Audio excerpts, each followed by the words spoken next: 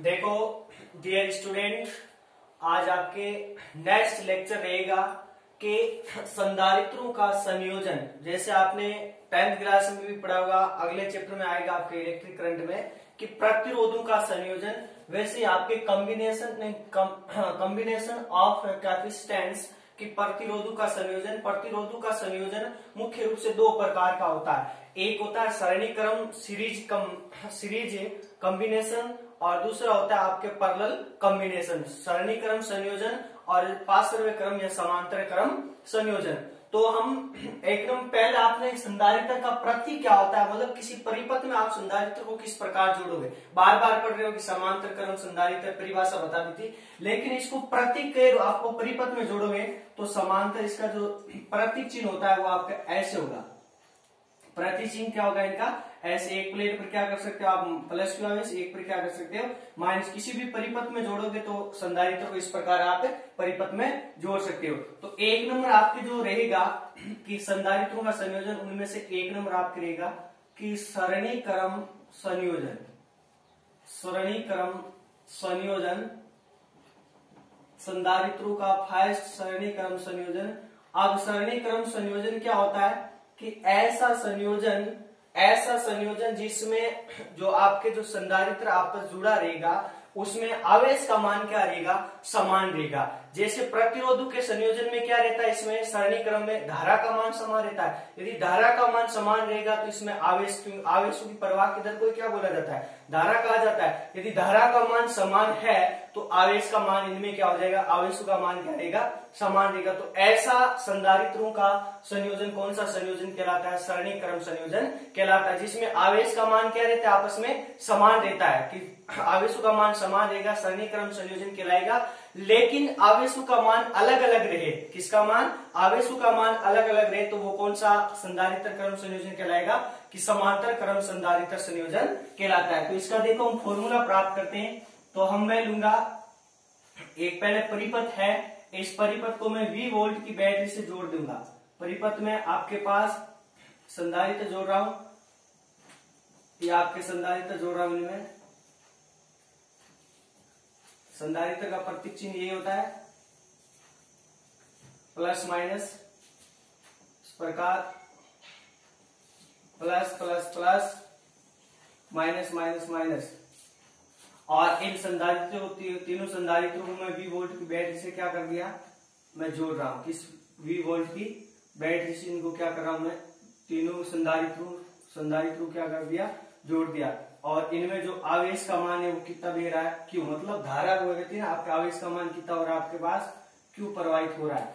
अब जैसे यहाँ पे अब आवेशों का मान, जैसे आवेश आ रहा है, विद्युत धारा क्यों, आवेशों की प्रवाह की दर को क्या देते हैं, इसमें आवेश का मान यहाँ तक आएगा। इस पर प्लस क्यू आवेश, माइनस क्यू आवेश, इनको नाम दे सकता हूं। एक पर प्लस क्यू आवेश, इसकी धारिता C1 है, इसकी धारिता C2 है, इसकी धारिता क्या आपके पास C3 है, ऐसे लिख सकता हूं।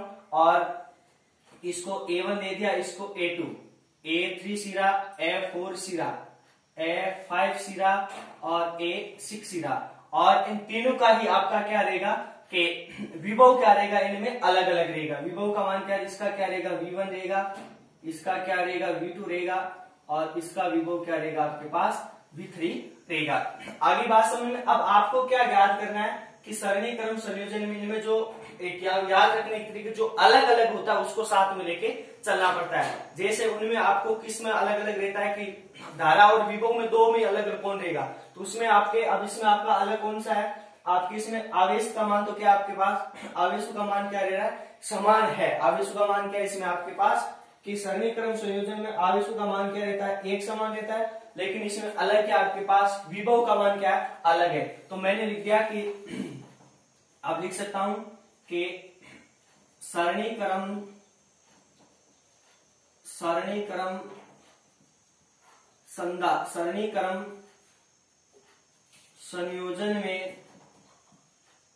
संयोजन इस परिपथ का जो कुल विभव आप मान सकते हो कि इस परिपथ का जो आपके पास कुल विभव है वो कितना है, मेरे पास V है। तो V बराबर क्या हो गया, कुल विभव तीनों को जोड़ना पड़ेगा, V1 प्लस V2 प्लस के V3, जो अलग अलग है उसको क्या क्या याद करना है आपको।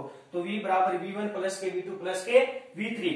अब लिखूंगा कि धारिता सूत्र से यदि इसकी धारिता क्या है, इसकी कुल धारिता मैंने क्या मान ली, इसकी मैंने कुल धारिता मान लिया आपके पास C मान सकता हूं। क्या मान सकता हूं, इनकी कुल धारिता में क्या मान सकता हूं आपके पास C मान ली कि किनकी कुल धारिता क्या आपके पास C है। तो धारिता सूत्र से वो क्या होता है कि C बराबर कि Q बराबर क्या होता है CV।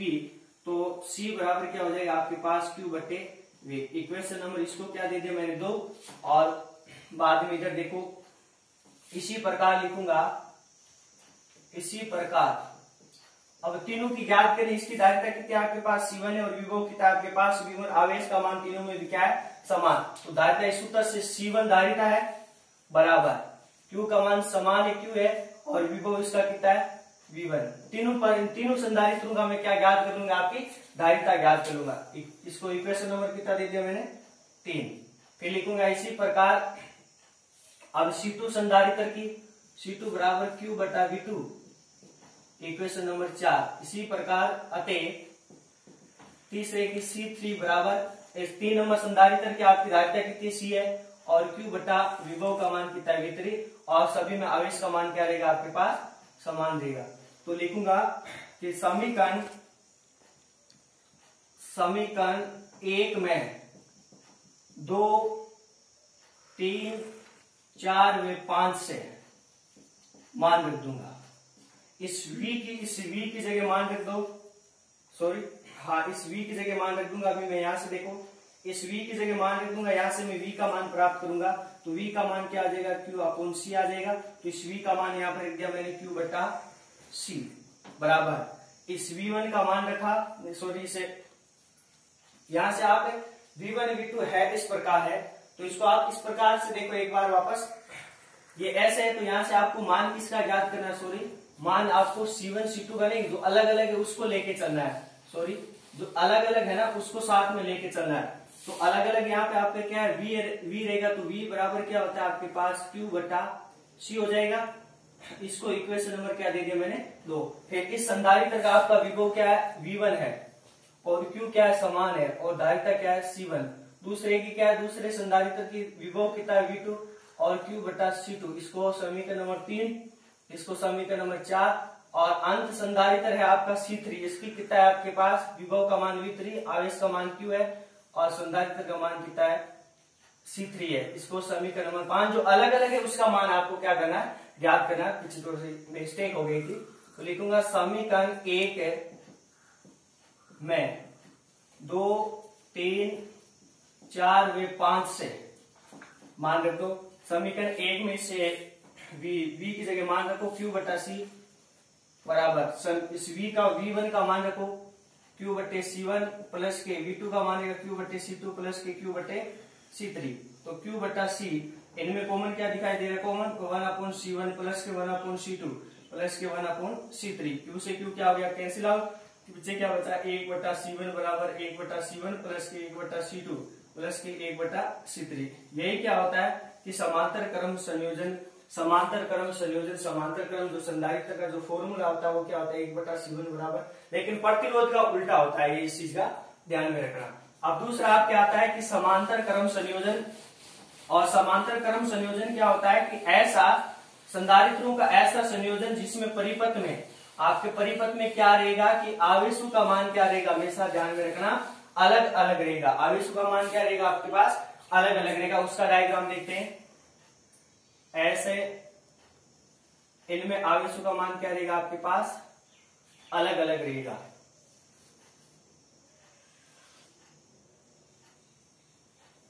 आवेशों का मान यहां पर संधारित्र जोड़ दिया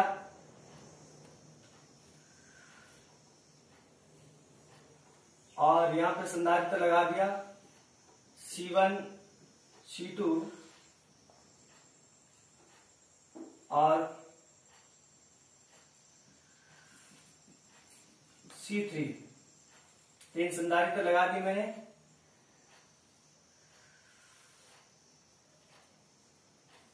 और उसके पश्चात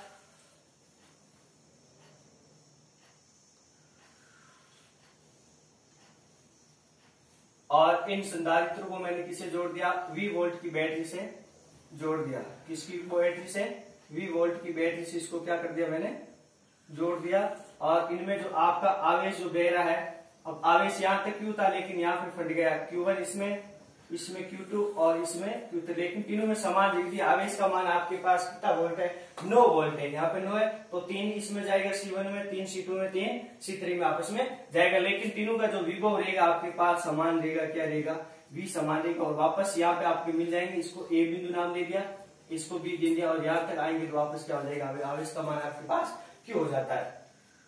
तो अब इसमें अलग अलग क्या है, आपके आवेश का मान अलग अलग है। क्या है, मैंने मान लिया इसका जो इस परिपथ का है जो कुल आवेश है उसको मैंने क्या मान लिया, Q। तो आपको कुल आवेश याद करने के लिए तीनों को क्या करना पड़ेगा, जोड़ना पड़ेगा। इसको समीकरण नंबर दे दिया Q1 प्लस के Q2 प्लस के Q3।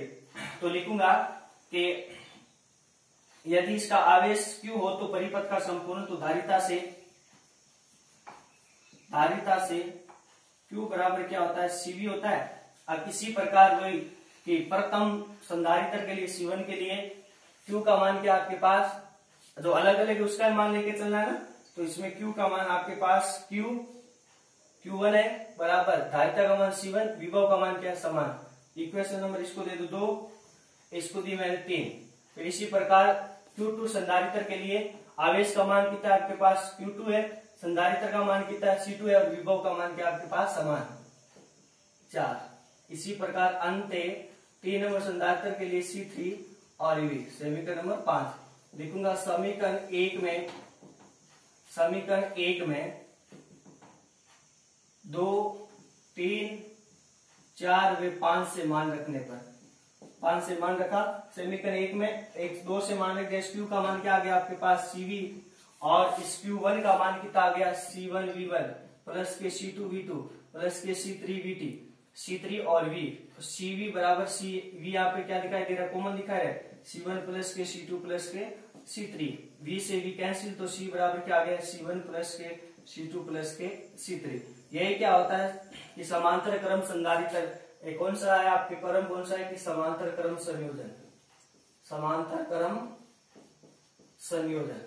परिभाषा ध्यान में रखना, कुछ नहीं, जो अलग अलग है उसका मान ज्ञात करना। सरणी क्रम में किसका मान समान रहता है, आवेश का मान समान रहता है, और इसमें आवेश का मान क्या रहता है, अलग अलग रहता है, लेकिन विभव का मान क्या रहता है, समान रहता है। इसके पश्चात आप इस पे न्यूमेरिकल भी क्वेश्चन पूछा जाता है, क्योंकि ये प्रतिरोध का क्या होता है, उल्टा होता है। प्रतिरोधों में सरणी क्रम का फॉर्मूला तो ये प्राप्त होता है, लेकिन संधारित्र में किसका रहता है, समांतर क्रम का प्राप्त होता है। इस पर न्यूमेरिकल भी क्वेश्चन पूछा जाता है, ज्यादा गौर से पढ़ना थोड़ा सा